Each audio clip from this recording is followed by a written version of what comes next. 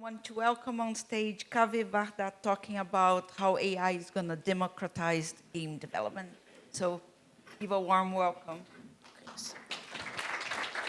Hello. Hey guys, my name is Kaveh. I'm founder and CEO of RiseAngle, and we are working on empowering everyone to create games. So as RiseAngle, we started as a game developer. We have 5 games in the market, over 400,000 installs. Uh, Me being a serial entrepreneur and having been involved in different businesses in the past before RiseAngle, I kind of see, well, the way I see AI and generative AI these days is the most transformative and disruptive force I have ever seen, at least in my career, and I've seen a few waves. And then I see a lot of opportunities, but also a lot of challenges ahead. And that's kind of the subject of this talk. But let me ask audience here a few questions first. So who here right now uses ChatGPT daily more than Google search? Me too, actually. So, who has created full games using ChatGPT so far? Like just a full game using ChatGPT. And that's possible, by the way. So no one. Okay. So who has gone into prompting for Meet Journey deeply, not just using it? Okay, so a lot of people, which is interesting. And then who is a Roblox creator here? And that's kind of relevant. I'm going to explain more a little bit. So, all right, so no one. So let's get it started. So where are we as an industry right now, right? So we have had like over the past years, and then there has been ups and downs, but like in general, a growing number of developers in the world. At the same time, game development has become easier with more accessible game engines. Still very much time consuming and costly, right? So like it could go from a few months to like years for AAA games to could go to tens of millions of dollars, right? And then that has always been like, for developers has always been a case to make game development easier. And then this no-code movement is like part of that. Another movement that has been happening in the world is this creator economy booming. So like now that in general, more and more people identify themselves as creators, but also in gaming, Roblox, Minecraft, and modding communities have been growing. And then in what we think, or I think is gonna happen, and then especially is gonna go on steroids because of generative AI, is gonna be, we are gonna go towards a world that gaming is gonna be transformed from a consumer activity to a creative one. So now a lot of people, 3 billion plus people are gamers, and then like maybe 10 million, 20 million people like as game creators. That's gonna significantly change. But before we go to like how generative AI is going to change the game industry or different aspects of the game industry. So what is generative AI? So generative AI is just a subset of artificial intelligence that basically you train the models that eventually when they are trained, they are going to create similar content to what they have been trained on. And they are like different kind of models. They are large language models. They are text-to-image models, text-to-3D models, that there are different teams that are working on those. And ChatGPT just in general, being a large language model, it has been trained on the internet data before September 2021.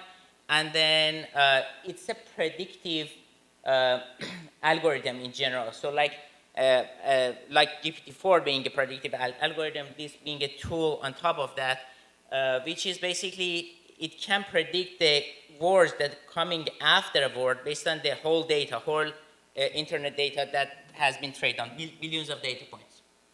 So I'm going to go a little bit to like how you could use generative AI in games. This is a lot of different aspects of that.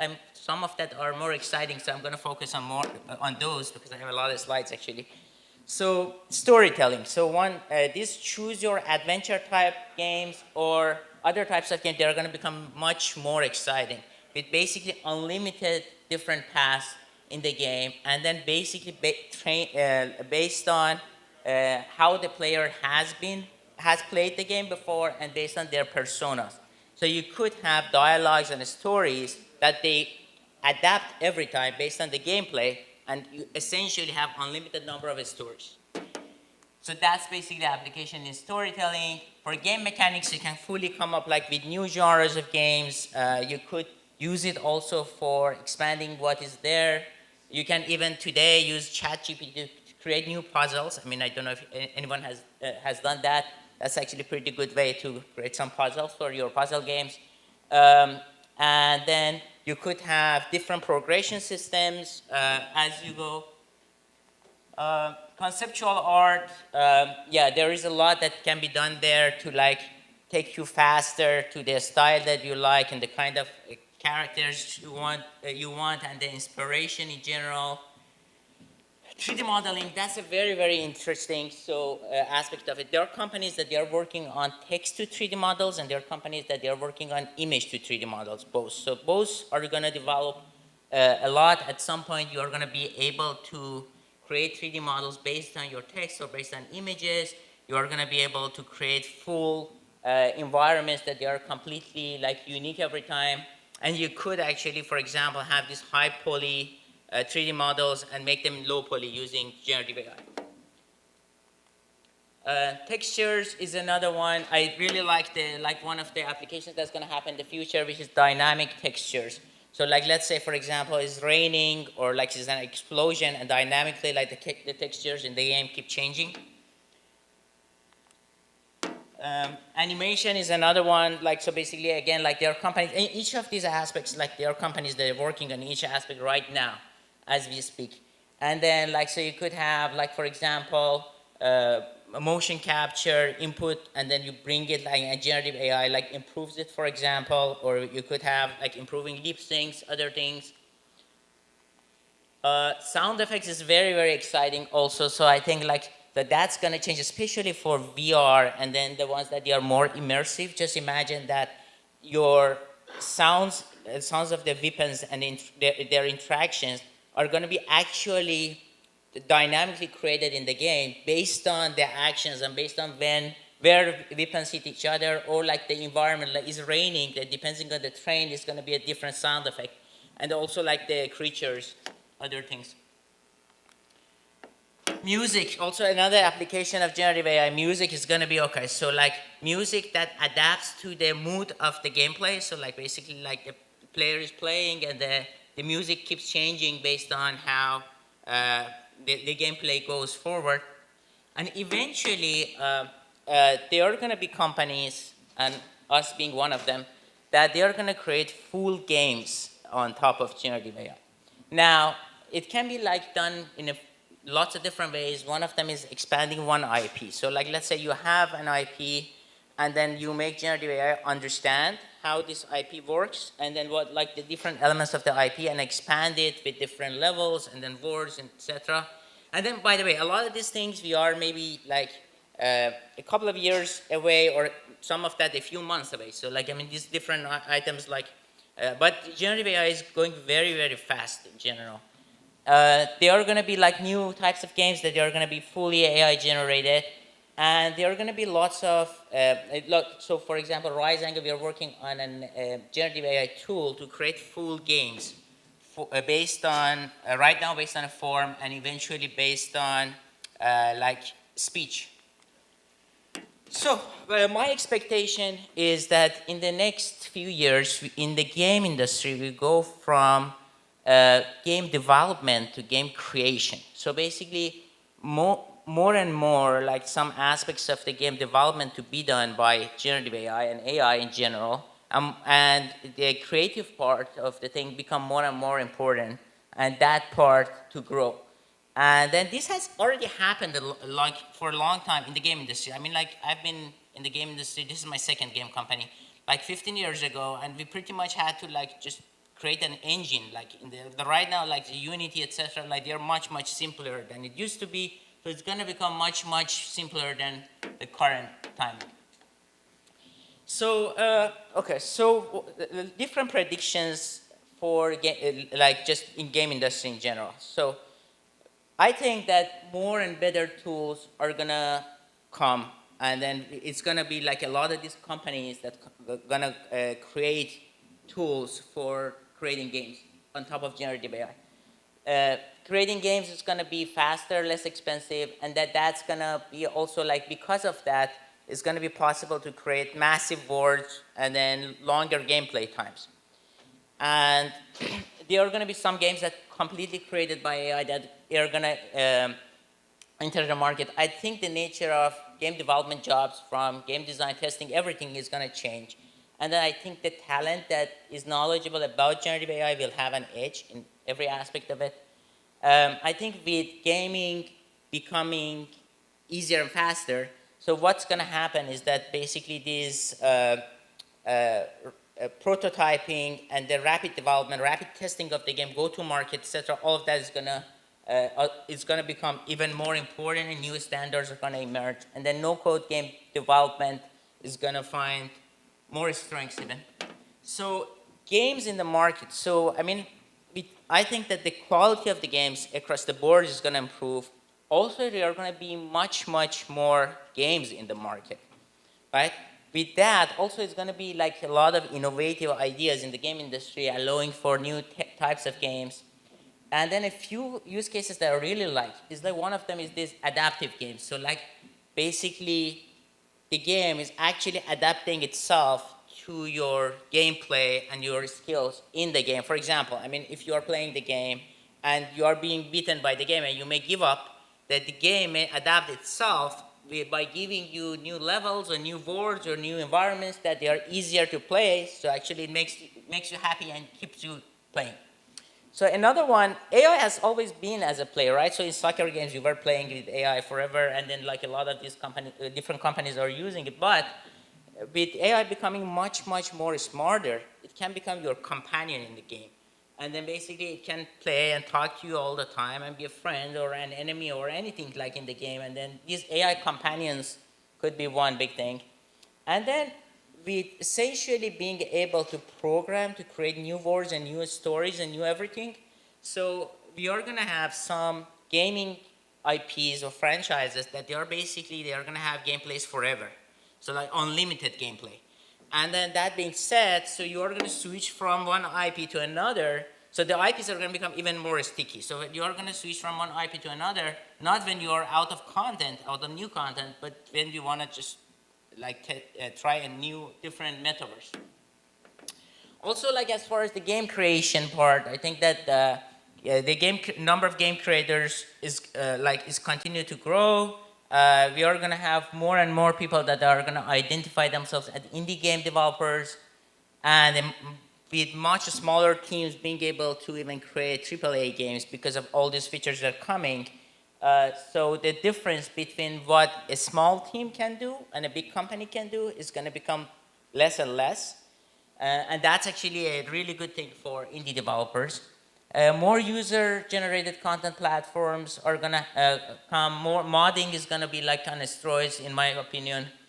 And one thing that we think is going to happen is I think that the game creation is going to go mainstream. So like basically the same way that people, I mean, just imagine the days before Instagram, for example, the way people used to like treat images, right?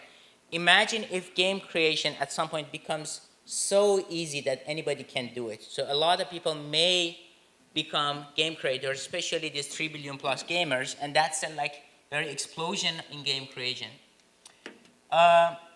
So with gaming being able to be redefined in the coming years, and then like a lot of industries actually because of generative AI, I think that basically the market size is gonna grow much faster and bigger than all of these predictions that you see in basically these statistics and others. I mean, those are not, those haven't counted for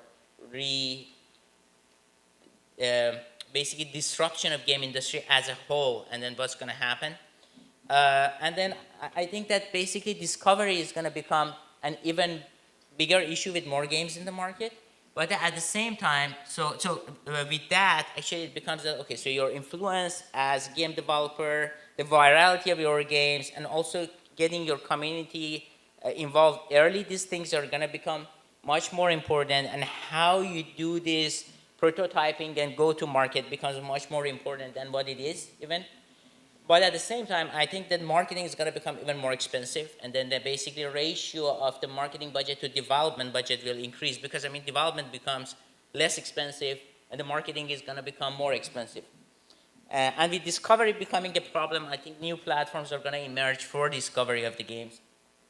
And then also, like, if more people become more interested in game creation and then become more game creators, at the same time crowdfunding and like other investment, and in general taking games seriously as an investment vehicle is gonna increase. So I think like there's gonna be more investment in the gaming space. So what are kind of the opportunities ahead today for everyone here, and including us that we're working on these things? We think that building generative AI tools is a really good space for game development. We are building something that is much more complicated, but really, like, when we were thinking of these things, some of these tools can be built in one day and can be really refined in 1 month. So, and that they are still very good tools and that they don't exist. So like, there are lots of things that can be done in that space. With generative AI, you could like really create games with deeper storylines, building bigger boards, game boards, and then basically, and then with that, and more content for your gamers. If you have an IP, it can help you with the better monetization or retention of your games.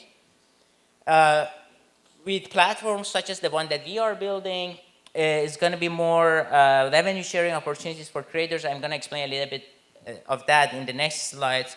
I think with this disruption happening in the next few years, and everyone wants to learn, basically educating others on how to use generative AI and learning about that, that becomes a big opportunity.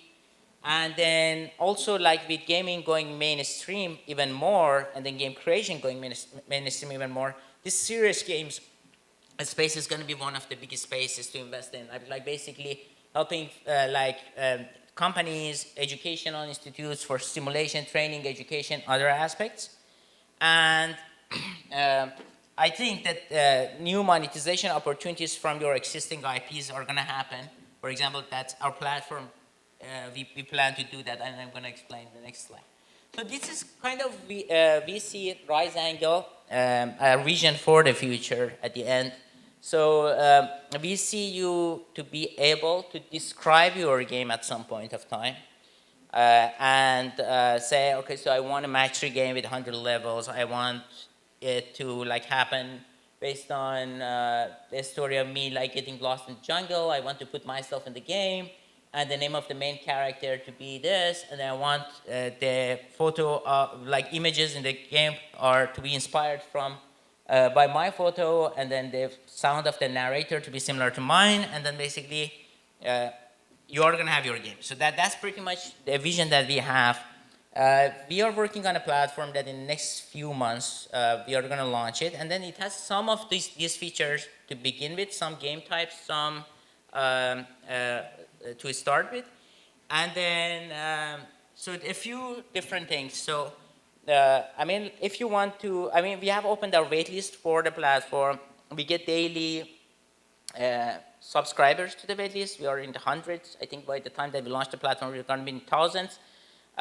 Check our website, riseangle.com, and then if you are interested, and then basically join the waitlist. If you are a developer that you want to learn once we launch the marketplace for revenue sharing opportunity, you have an IP, you want to generate extra revenues from that, definitely make sure you send us also like a separate message to our contact us form so we know you're interested. And if you are an angel investor, accredited investor, VC, I would also love to talk to you. And that's about it. Any questions? How many minutes did I? We can have one question. Okay, one question. Yeah, my microphone go. We can have one question. He won. Not a competition, but he won. Hello. So, from a perspective of a game artist, like how far are we to basically just like automate all the game creation process with like text prompts to AIs? So, like what I'm interested about is that like is there a like game creation, game artist process, like 3D modeling or illustration that's not going to be like fully substituted with generative AI very soon? Okay, very good question. Actually, and that's something that we have thought a lot about because we have initially been game developers, right? So like, and then that's close to our hearts. And then what I think is that I think in the next few years, a transformation is going to happen, right? And that's why my suggestion to any artist, any developers, anybody, any talent, is that to be on top of what's going to happen, and then start using the tools today, any of generative AI tools that you can find, you can get your hands on. Just be on the scout for different companies that they are getting into this space, because with all of even these tools coming, let's say if there are hundreds of tools, or maybe like thousands of tools at some point. Who basically understands those and which tool to use and how to use it? Still, that's going to be a skill.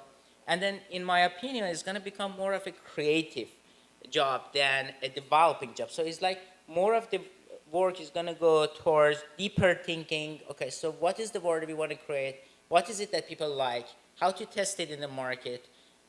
How to have a different creative like aspect that is unique and created for people rather than okay, so how to do this actually, right? So mostly like it becomes like more of a visionary job in my opinion. um, how long it takes, I don't know. It's going I mean, I haven't seen, you guys know that ChatGPT has been the fastest growing app in history, right? And then every aspect of generative AI goes with data speed. Pretty much from last week to this week, there are new things every week. And then how long it takes for actually customer adoption and people actually learning about these things and actually start using it, that's very hard to predict. But definitely my recommendation is going to be start using as much as you may not know, everybody else doesn't know, so it's a new space. So anybody that can start learning today or building today, they have an edge like in the next 3 months, 6 months, few years. Thank you, Kaveh. Thanks. Thank you.